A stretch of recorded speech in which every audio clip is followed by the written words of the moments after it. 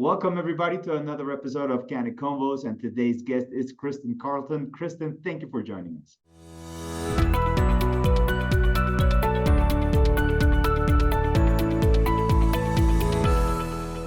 Let our audience know what type of law practice do you run, what type of attorney you are. So can you please let us in on who you are and what you do? So yes, I'm Chrystan Carlton. I am here in Chicago. I work with small business owners, social enterprise entrepreneurs, and nonprofit founders. My business is centered around being the almost assistant to the CEO without doing the administrative assistant type things. Um, my work experience comes from working in very large Fortune 500 banks. And in those banks, those CEOs they don't make a move. They go through their entire day with their general counsel right there with them. So I built my model around doing that, but for the small business owners, since statistically, small businesses employ 50% of all employees in the United States. But they move without an attorney most of the time because they're afraid to call their attorney because they're afraid that there are going to be fees and they're wondering whether or not they can afford them. And realistically, they can't afford not to. So I try to build my practice so that so I can be accessible and I answer the phone.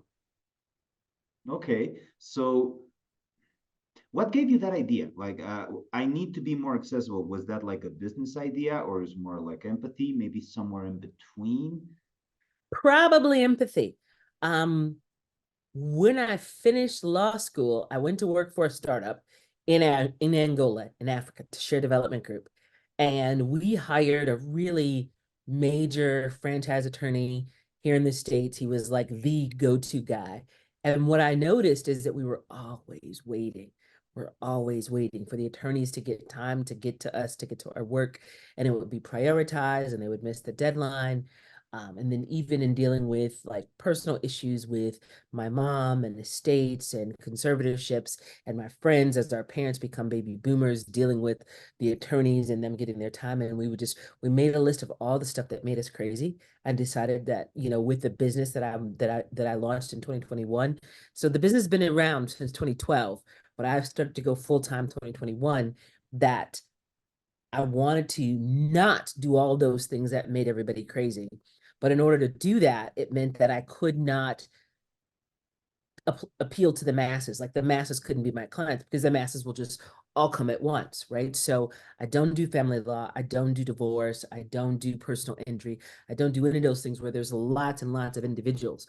And I have an MBA in finance. So my experience and my background is really cultivated to serve that small business owner. So it occurred to me, if the small business owner can have access to their attorney to ask those simple questions that they would otherwise think, I don't want to ask a stupid question, but for them it's important right now, then they can go forth, make good decisions about their business and hire more people, increase the number of people that are, employed, decreasing the unemployment rate, decreasing the amount of crime in Chicago where I live, making it easier for me to walk my dog.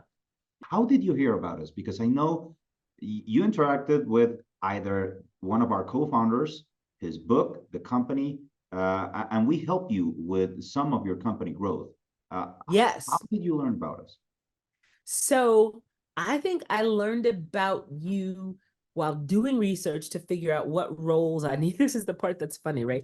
Which roles do I need to fill? Who's going to do what in the firm? And you guys have lots of literature out there about here's the top 5 roles you need to fill. Here's the top 7 roles you need to fill. I'd actually referred you out to one of my clients that is an attorney before I hired you myself. So then, where's my little book? I want to pull it out. I know we're on the audio. Yeah, here we go. So then I was at a lawyerist conference, LabCon, and they gave us a copy of 24 Months to Read Freedom for free. So we're there, we get it signed, and mine is signed by Brett, and Brett Tremblay is the author of this book. I don't read books from front to back, which is the way that you're taught in school to do a men's novel.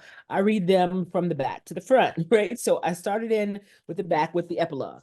Then I went from epilogue to final thoughts. Then I went from final thoughts back to what do you need to do to take action? Because ultimately, whatever is at the end is usually the point. And when you do mathematics, and I have a degree in mathematics, it's what's the bottom? The answer is 6. Okay, so how do we get to 6?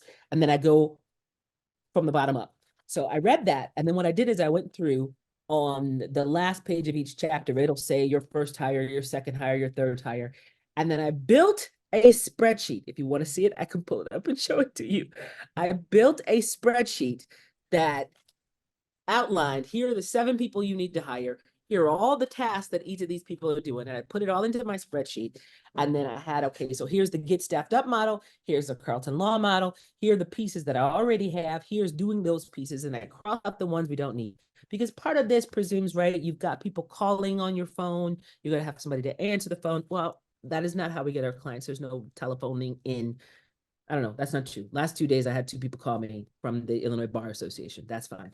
But still, most of the time, it's not people calling in. Most of the time, it's outbound work. But so that is the work of kind of like our sales assistant, but not quite the intake specialist, right? So I made the parallels, figured out what I was doing, what I was missing. And I said, okay, I've been in business for 27 months. I want to be free in 24 months. So I'm 3 months behind.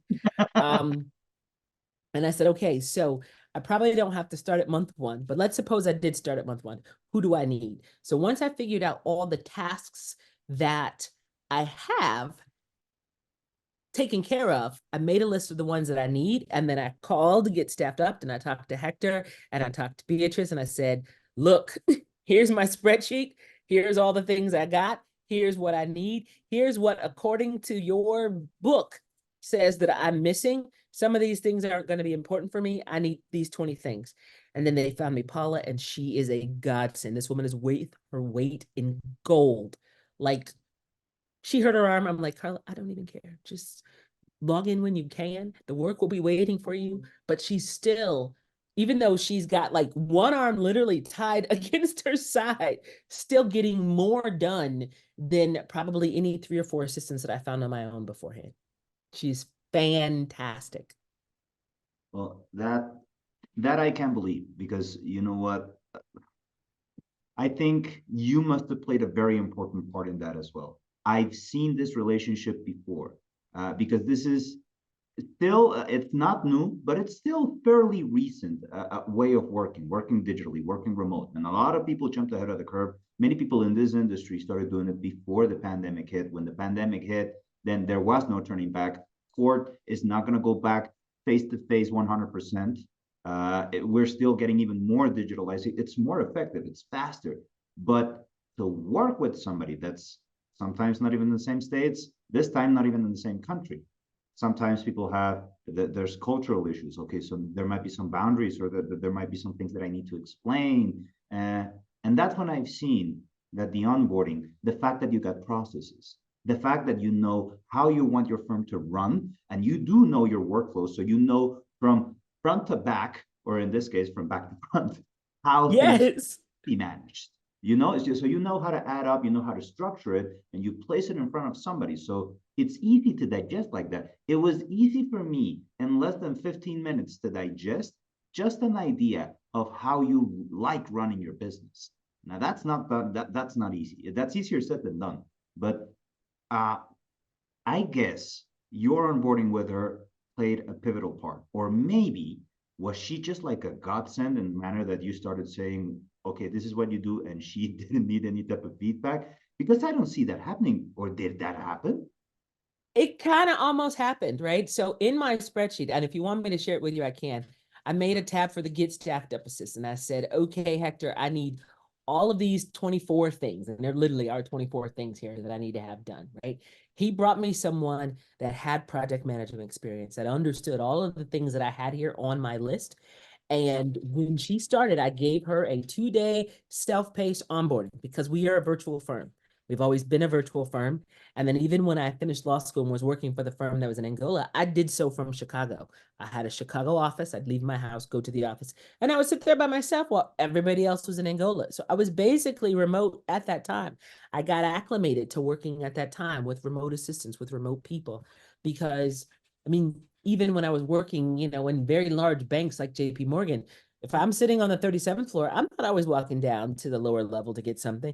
I'm going to call, I'm going to have a video chat just like this. We're in the same building, but we're still video chatting. What's the difference if I'm video chatting from the 37th floor, or I'm video chatting from Chicago, or I'm video chatting from Marrakesh, or I'm video chatting from Indonesia or Chile? I'm still video chatting. I do want to be very mindful of your time. So if there is one last question that I'd like to ask is, where can people find you and what can you do to them? So people can find me at taxandcontracts.com. I picked that URL because it's easier to remember. You don't know how many L's you got to put into Carlton Loyalty Deep Tax and Contracts, right? Because that's ultimately what it comes down to when you're dealing with a business. We got taxes to deal with contracts. So it's taxandcontracts.com. From Tax and Contracts, on any of the little get in touch, schedule here, anything you press will let you go right to my Calendly, and my calendar is open. If there's time on it, book it.